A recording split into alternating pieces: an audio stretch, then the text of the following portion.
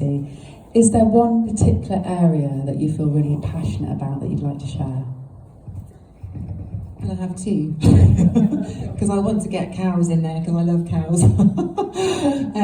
The bit I feel passionate about is, I think, giving clarity on the term plant-based, because it's been taken as very much a marketing tool, and it can be quite misleading. So I'm sure we have in the room with us tonight people with lots of different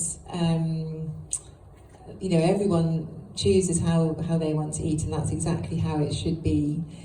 But it's interesting, when I sometimes ask this question just for fun at workshops that we do, plant-based means eating a diet that is based on plants, because we know that those plants provide us with fibre, and we know that fibre is really great for our gut health and all the wider benefits. But it doesn't mean it has to be exclusively plants. So plant-based actually means, if you think about the plate of food you had tonight, if 2/3 of it is full of plants, then that's brilliant.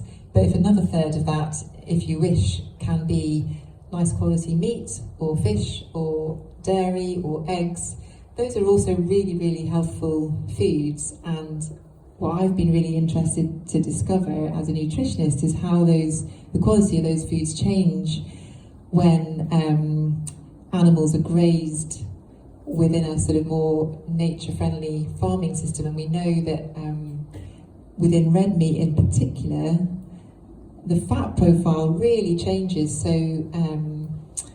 the fats that are in meat are highly linked with the diet of the animal, the diet that they grazed. So a few years ago, a brilliant researcher up at Newcastle University did a fantastic bit of research when she showed that the level of omega-3, which is a really heart-healthy anti-inflammatory oil in our diet that we generally associate with fish or nuts and seeds, but it goes up more than 100-fold in red meat when those cows have been grazed on just grass or beautiful mixtures of different types of grasses and herbs in what we call a pasture-fed system. So it's not just grass, there'd be other clovers and hopefully some growers and farmers nodding.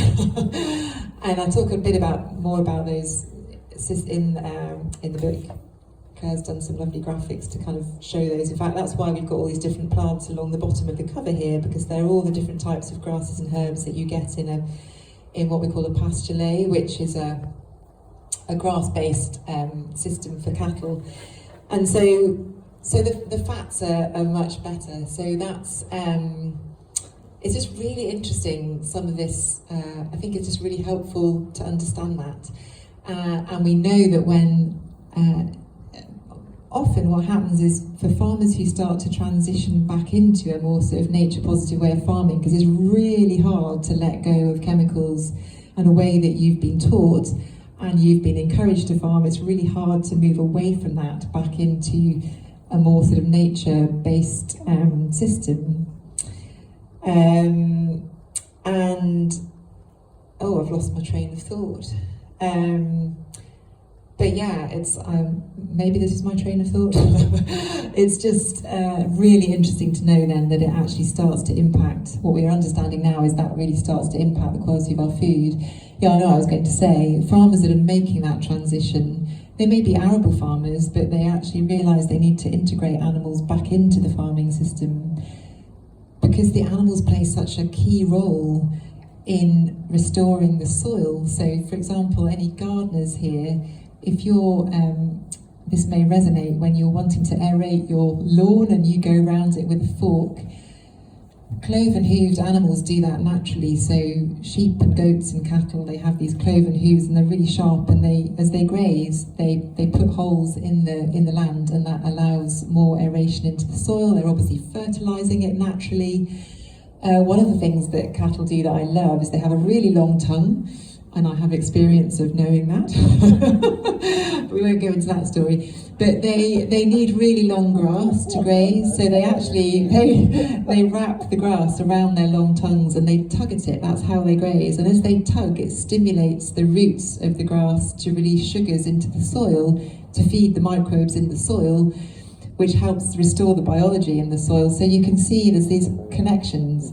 So, you know, I do kind of like to share that story that there's a whole section in the book about greenhouse gases and obviously that impact as well. But I think it's quite helpful sometimes to share those stories about dairy and meat, because they're actually incredibly healthful food for us. They're very nutrient dense. Their nutrients are really accessible to us, and often nutrients in plants are quite locked away. There's ways to get around that if you choose to be vegan or vegetarian, but yeah, I think that's one of my